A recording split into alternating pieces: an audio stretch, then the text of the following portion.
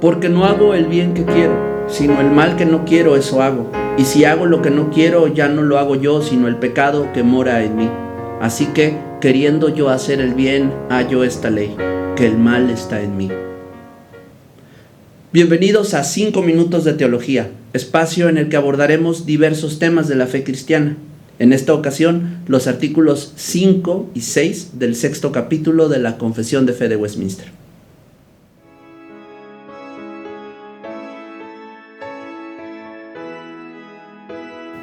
Esta corrupción de la naturaleza permanece durante esta vida en aquellos que son regenerados, y aun cuando por medio de Cristo sea perdonada y mortificada, sin embargo, tanto en sí misma como en todos sus efectos son verdadera y propiamente pecado. Todo pecado, tanto original como actual, sigue siendo una transgresión de la justa ley de Dios, y contrario a ella, por su propia naturaleza trae la culpa sobre el pecador, por lo cual éste queda supeditado a la ira de Dios y a la maldición de la ley, y de esta manera queda sujeto a la muerte, con todas las miserias espirituales, temporales y eternas. Hemos aprendido que el pecado original se evidencia en la depravación de toda la naturaleza humana, la cual es hereditaria e inclina el corazón de los hombres hacia el mal.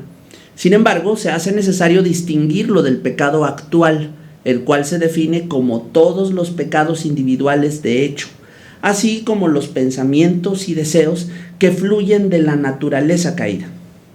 En términos más sencillos, el pecado original es la condición que produce la falta de conformidad con la ley de Dios, y el pecado actual es toda transgresión de la ley, sea de obra, pensamiento, palabra u omisión.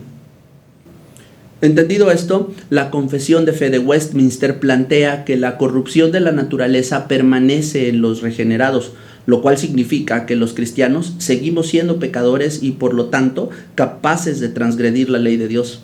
A esta condición se la conoce como pecado residual y constituye un motivo de conflicto para el cristiano durante toda su vida. Al respecto, San Pablo hace una brillante y emotiva exposición de esta batalla, cuyo escenario es su corazón, y termina con un lamento que expresa su dolor por esa inclinación suya que se opone al Dios que tanto ama. Miserable de mí. ¿Quién me librará de este cuerpo de muerte? Gracias doy a Dios, por Jesucristo Señor nuestro. Así que, yo mismo con la mente sirvo a la ley de Dios, más con la carne a la ley del pecado. Precisamente la interpretación del 7º capítulo de la Carta a los Romanos ha sido motivo de controversia en distintos momentos de la historia de la Iglesia, pues algunos concluyeron que dentro del hombre coexisten dos personalidades, un viejo hombre y un nuevo hombre. Esta afirmación se opone a las Escrituras, que enseñan claramente que el que está en Cristo nueva criatura es, que las cosas viejas pasaron y que todas son hechas nuevas. Lo más adecuado es, en todo caso, reconocer que los creyentes tenemos dos naturalezas. Una naturaleza caída, en la que vivimos hasta el momento de nuestra regeneración, y una nueva, a la que nacemos en el momento en que el Espíritu Santo nos aplica la redención de Cristo. Con todo lo útil que puede ser la distinción entre naturaleza caída y naturaleza nueva, aún es posible incurrir en dos excesos típicos al estudiar esta doctrina: el antinomianismo y el perfeccionismo. Antinomianismo significa etimológicamente anti-ley u opuesto a la ley, y es una doctrina herética que enseña que se puede tener una plena relación con Dios viviendo intencional e indolentemente en pecado. Una actitud característica de este error es negar la responsabilidad de nuestros pecados actuales al desviar la culpa hacia el viejo hombre que habita en nosotros. Si bien Romanos 7:17 parece apoyar esta idea cuando expresa «ya no soy yo quien hace aquello, sino el pecado que mora en mí», el antinomiano falla al omitir el versículo en el que Pablo verdaderamente se responsabiliza de sus pecados cuando escribe «el mal está en mí». En el extremo opuesto se encuentra el perfeccionismo, que entiende que el creyente es una nueva criatura en la que todo pecado desaparece. Sin embargo, las Escrituras se oponen a esa interpretación, pues nos enseñan claramente que si afirmamos que no tenemos pecado, nos engañamos a nosotros mismos y no tenemos la verdad. Incluso Pablo y David llegaron a expresar que su pecado los acechaba y que siempre estaba delante de ellos. Además de ser una doctrina opuesta a las Escrituras, creer y enseñar que la perfección es alcanzable en vida conduce a la hipocresía, pues aun y cuando hubiera alguien que lograra no cometer un pecado en sentido material, si ha de ser honesto, tendrá que reconocer que sus pensamientos, apetitos y omisiones lo señalan como pecador.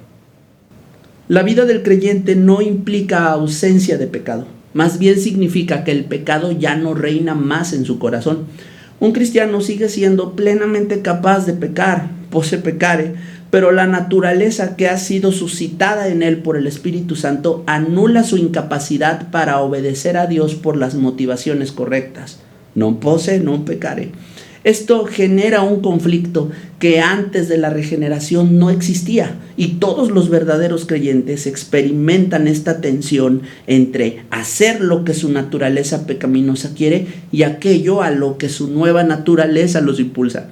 Y a pesar de que este conflicto puede causarnos dolor y dificultades, en realidad es bueno, porque es un signo de regeneración que nos da testimonio de nuestra condición de hijos de Dios, y además la palabra nos consuela con la seguridad de que a pesar de todo, venceremos.